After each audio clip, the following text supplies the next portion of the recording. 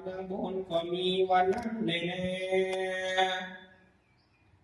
สุปีโพธิสัตว์โตมหาจะนางโอวาทิตัวสุนว่าโพธิสัตว์เจ้าตนเป็นปิ่นเก่าปกครองอยู่ตามกองพระเจ้าจนแก่เท่าจักนา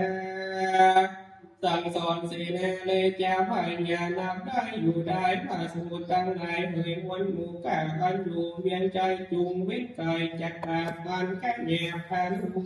วนกะทำบุญไปแจ้งได้เตียนจากใจสุขบานสั่งทางแม้วัตถุสี่ประการมีสายจุงจำไว้ในใจปฏิบัติไปใช้ใช้ตั้งติดไว้ในทางจากสุขนำชื่นจ้อยปวดตามไว้หมดทีคือแต่เล็มีเช่นที่ยาตะนีต่างๆด้วยใจบ้านบ่เศร้าสาระเขาและของเป็นเงินทองฉันใจได้จำนายตีการโบสถ์วิหารนะบอกกุฏิก่อสาราสร้างมังกาเดียวต่อยบริจาคใส่ปกเปงด้วยใจบนเองจมชื่นยกยืนหือโทธรรมบ่ใจดำเพื่อเป็นการเกพระสงฆ์บ่จบจุงบังตอบประกอบด้วยศรัทธาด้วยโอนและนาคาทุกอย่างบริจาคในการสร้างสะพานกว่ากายสานาใจบำรุงช่วยประยุงก่อสร้างโบราณกะทำเปลี่ยน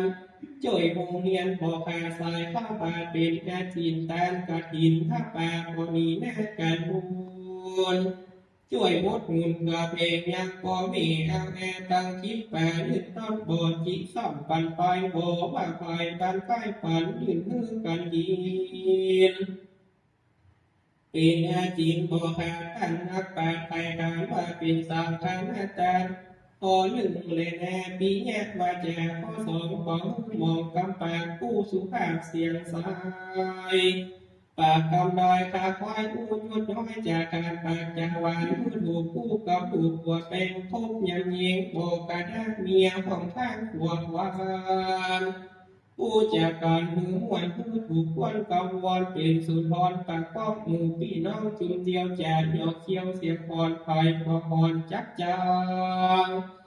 อาจแท้จะอีกอย่างตั้งจิตตั้งถูกต้องกับเพื่อนพ้องบ้านเดียวบ่อดำเดียวใจแง่ผู้สุภาพตามกอ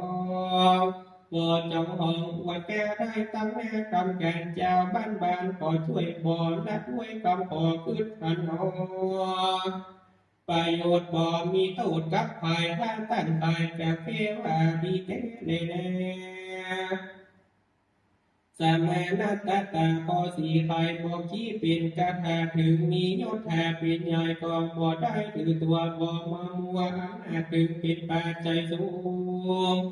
เพิ่งเป็นลุงป้าปู่เข้าไปผู้จะทำปูนเลี้ยวแซมต่ำยอดขึ้นขันจอดปูนมันก่อนตั้งแปลงก่อนเป็นญาติบ่ปักแม่ดูเวน